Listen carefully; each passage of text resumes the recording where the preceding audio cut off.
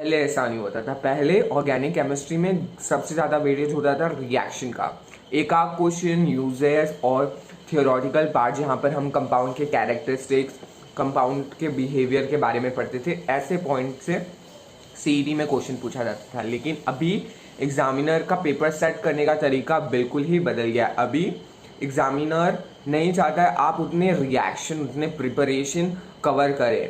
उसके बदले वो चाहता है कि हम क्यों एक कंपाउंड को प्रिपेयर कर रहे हैं, उसका यूज़ क्या है, उसका कैरेक्टर क्या है, वो उसका प्रॉपर्टी क्या है। इससे रिलेटेड ऑर्गेनिक केमिस्ट्री में बेसिकली सीईटी में क्वेश्चन के वेटेज बढ़ रहे हैं। रिएक्शन का वेटेज घट रहा है और यूजेस, प्रॉपर्टी और कैरेक्टरिस्टिक्स का वेटेज बढ़ रहा है। और आप देख लो 2017, 2018, 2019 का पेपर उठाकर और पुराना पेपर 2009, 2008 का पेपर उठाकर देख लो, आपको डिफरेंस दिखेगा एग्जामिनर का अप्रोच, पेपर बनाने के अप्रोच पे। पहले अगर आप सिर्फ रिएक्शन कवर करके जाते हो ऑर्गेनिक में और आप अच्छा खासा सीईटी में स्कोर कर लेते हैं, लेकिन अभी आपको रिएक्शन भी कवर करना है डिसेंट अमाउंट में, और रिएक्शन के साथ जो दूसरे थियोरेटिकल पार्ट है जहाँ पर यूजेस है, प्रॉपर्टीज है, उस पर भी आपको अब उतना ही ध्यान देना होगा, क्योंकि उससे वेटेज अभी बढ़ रहा है। ठीक है, और इससे इजी क्वेश्चन पूछे जा रहे हैं, ज़्यादा आपका टाइम नहीं लगेगा। और ये जो सारे पार्ट है, इसकी खासियत क्या है, आप इसे 6 महीने, 1 साल पहले एग्जामिनेशन के नहीं पढ़ सकते हो, क्योंकि अगर आप पढ़ भी लेते हो तो ये धीरे धीरे आपके दिमाग से निकलता जाएगा। तो इसको आपको पीरियोडिकली रिवाइज या रिफ्रेश करना पड़ेगा।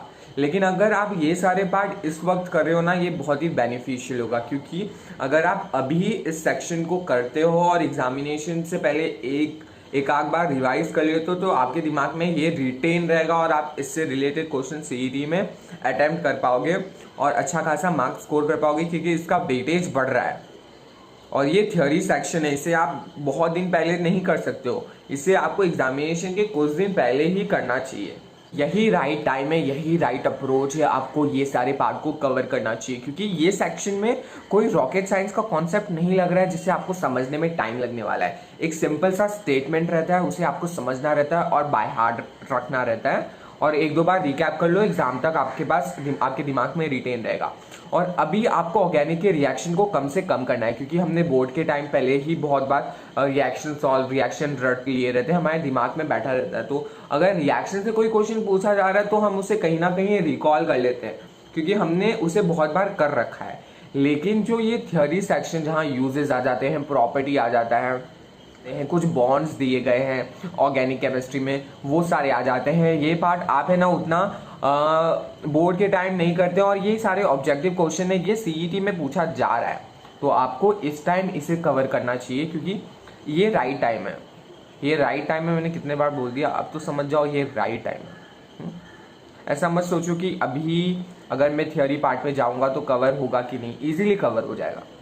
ठीक है, और मैं भी पूरी कोशिश करूंगा कि एग्जामिनेशन से पहले जितना भी ऑर्गेनिक के अलग पार्ट है रिएक्शन को छोड़ के उनको कवर करने की। तो आज के इस वीडियो में हम ऐसा ही कुछ करने वाले हैं। आज हम HDA, halogen derivative of alkane and Areen, इस चैप्टर के यूजेस को कवर करने वाले हैं।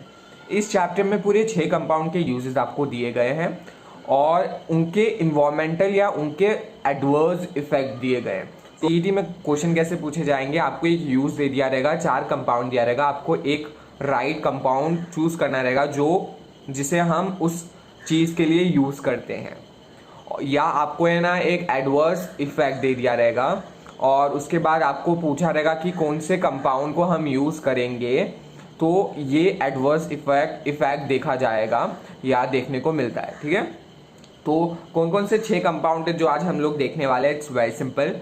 डाइक्लोरोमीथेन, ट्राइक्लोरोमीथेन जिससे क्लोरोफॉर्म, जिसका कॉमन नेम क्लोरोफॉर्म है, उसके बाद टेट्राक्लोरोमीथेन, उसके बाद आयोडोफॉर्म, उसके बाद रहेगा फ्रियॉन्स, उसके बाद रहेगा DDT, dichloro diphenyl try chloro ethane.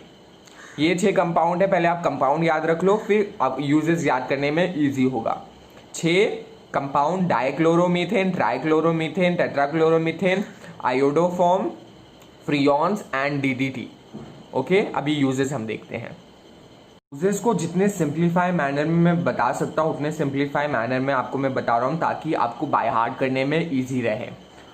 अभी जितने भी क्लोरीन के कंपाउंड है, डाइक्लोरोमीथेन, ट्राइक्लोरोमीथेन और टेट्राक्लोरोमीथेन, ये तीनों को ही हम एज अ पेस्टिसाइड यूज करते हैं और तीनों को ही एज अ सॉल्वेंट यूज करते हैं। लेकिन एज अ सॉल्वेंट हम तीनों को अलग अलग जगह यूज करते हैं।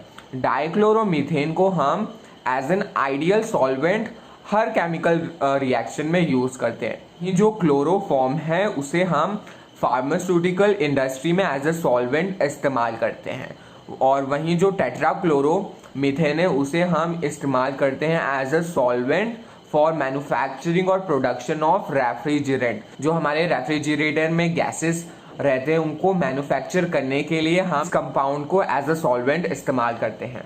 जितने भी क्लोरीन के कंपाउंड है, तीनों ही कंपाउंड ह्यूमन हेल्थ के लिए बिल्कुल भी अच्छे नहीं हैं, बहुत ही एडवर्स इफेक्ट है, हम वो देखेंगे।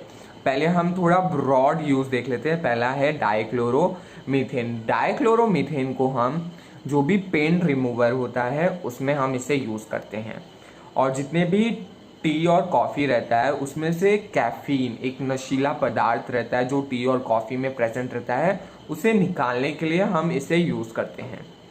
पेंट निकालने के लिए यूज़ करते हैं डीकैफिनेट टी एंड कॉफ़ी। टी और कॉफ़ी में से कैफीन निकालने के लिए हम इसे इस्तेमाल करते हैं। मैंने पहले ही बताया, इसे हम इस्तेमाल करते हैं एज एन आइडियल सॉल्वेंट हर केमिकल रिएक्शन के लिए। साथ ही साथ हम इसे पेस्टिसाइड के लिए इस्तेमाल करते हैं। पेस्टिसाइड आपने ना देखा होगा, अगर आप कभी गाँव गए रहोगे तो जितने भी फार्म्स होते हैं वहाँ पर एक आदमी पीछे एक बैग में सिलेंडर में लेकर एक रॉड में से पेस्टिसाइड डालता है, जिसमें से उस रॉड में से फ्यूम निकलता है, उसके अंदर भी डाइक्लोरोमीथेन प्रेजेंट रहता है। इसका सबसे बड़ा एडवर्स इफेक्ट ये है कि अगर ये डायरेक्ट हमारे कॉर्निया के कांटेक्ट में आया तो उसे डैमेज कर सकता है, और अगर ये इन्वायरमेंट में प्रेजेंट है, अगर आप उस इन्वायरमेंट में जाते हो तो आपको विजन अच्छा नहीं दिखेगा, आपको सुनने में प्रॉब्लम होने वाला है।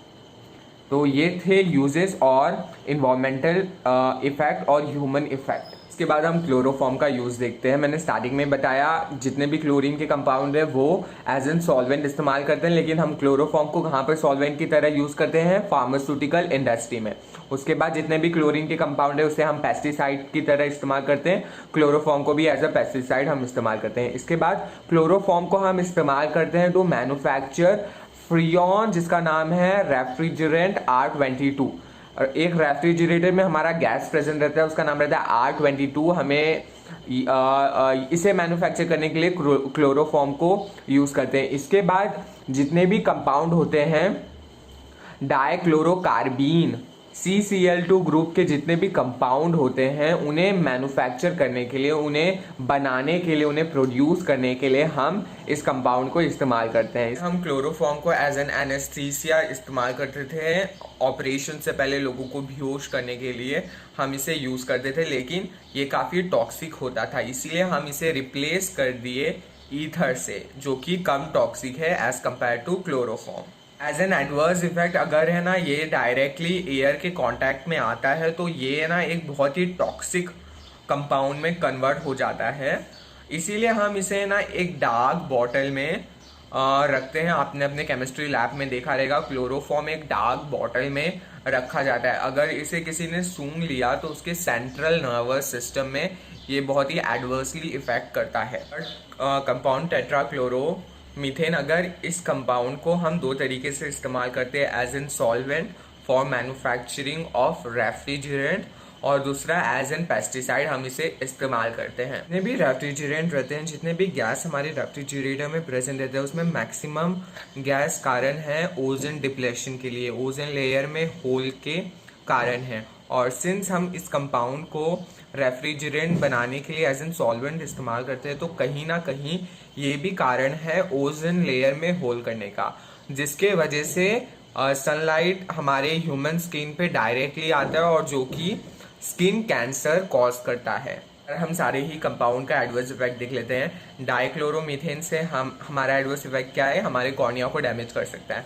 उसके बाद क्लोरोफॉर्म का एडवर्स इफेक्ट क्या है? ये हमारे सेंट्रल नर्वस सिस्टम में कहीं ना कहीं अफेक्ट कर सकता है, और ये अगर एयर के कांटेक्ट में आया तो ये बहुत ही पॉइजनस कंपाउंड में चेंज हो जाता है।